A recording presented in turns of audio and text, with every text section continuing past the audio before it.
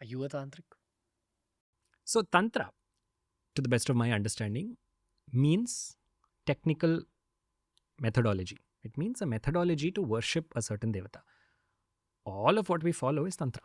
Within Tantra, within the school of Tantra, which is a separate methodology, there are different ways to worship, but essentially what all of us are doing somewhere is following Tantra only.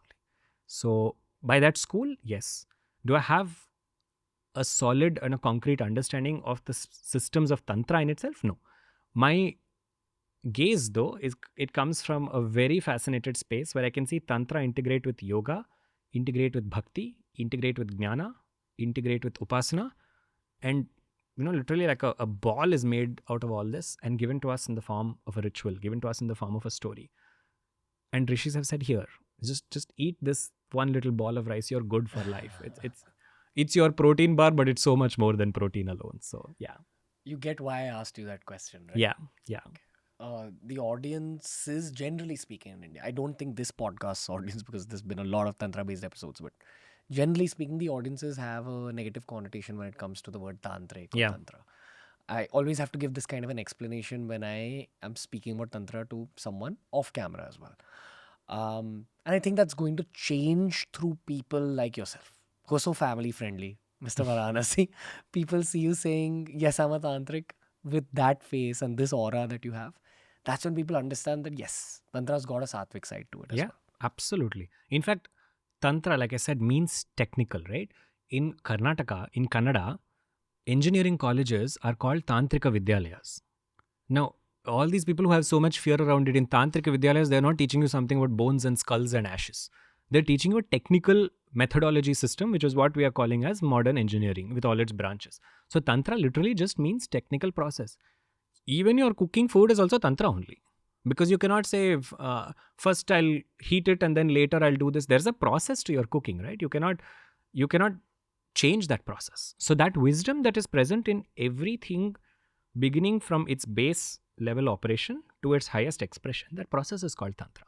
And I think we need to be able to recognize the power of Tantra and also not be in a state of fear around it.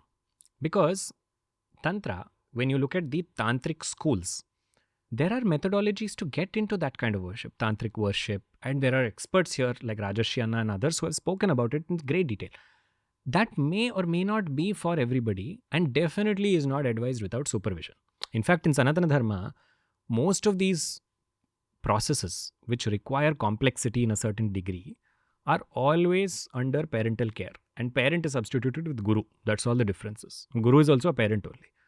Under the guru's watchful eye, you do sadhana. What about those who don't have a guru? What about those who want to do sadhana?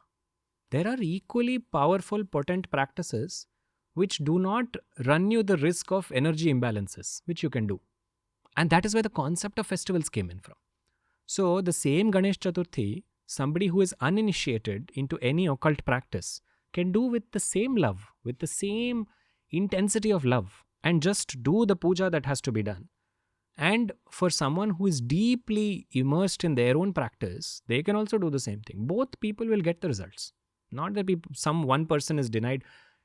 We have somewhere believed and we have bifurcated everything to think that, okay, only if you do it this occult way does it work.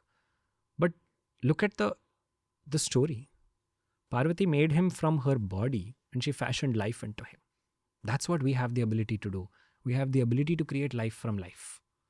And the second we go back to the basics, saying divinity is not about finding it outside, it's about finding it right here, we'll realize, oh, this is for everyone. This is not only for some people who know it all. No. Then they would have said Ganesh Chaturthi is only to be done by those initiated into this order and who have passed all these exams. They didn't say that. They said everybody across all divisions, no divisions whatsoever, should and can use this day. How you use it is left to you. From a Sanatani perspective, what is the occult? The occult is about something that is beyond the reach of the senses, but can be vaguely perceived by the senses, and the occult can be channelized.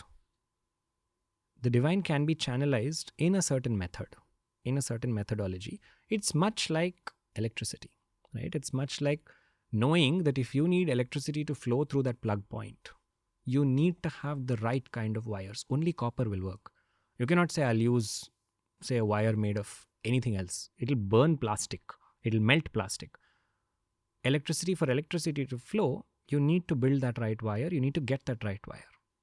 Occult practices are about figuring out, so what's the material that has to go into that wire? That's essentially what occult practices are. Now, knowingly or unknowingly, we're all doing occult practices. Even if we don't know it, we are strengthening layers within the body, within the Atma. We are doing constant sadhana. Simple sadhanas have the same power as occult practices. But it's not that either one is favored or preferred. If your intellect and your genetic makeup and your karmic makeup is encouraging you to go straight with razor sharp intellect and break down a subject and say, okay, this is the methodology that I must use to worship Bhairava, so be it.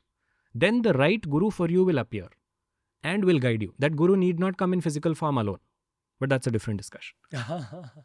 You will be guided in that path.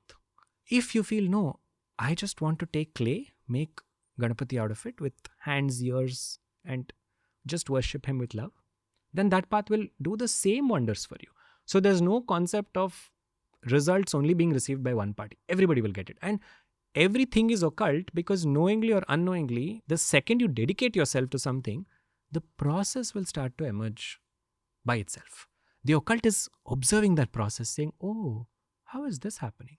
I didn't know this is happening. I didn't know that this is possible. You do any sadhana for a prolonged period of time, you will see, believe me or not, that if you are making a mistake in your sadhana, it will get corrected by itself. You may not have initially realized it. Let's say you're doing step 1, 2, 3, 4, 5, and you've mixed up 2 and 3. There's a certain process. The divine will guide you and fix that error for you and say, yeah, your intent is sincere, but despite that something is slightly mismatched, don't worry, I'll come and change that.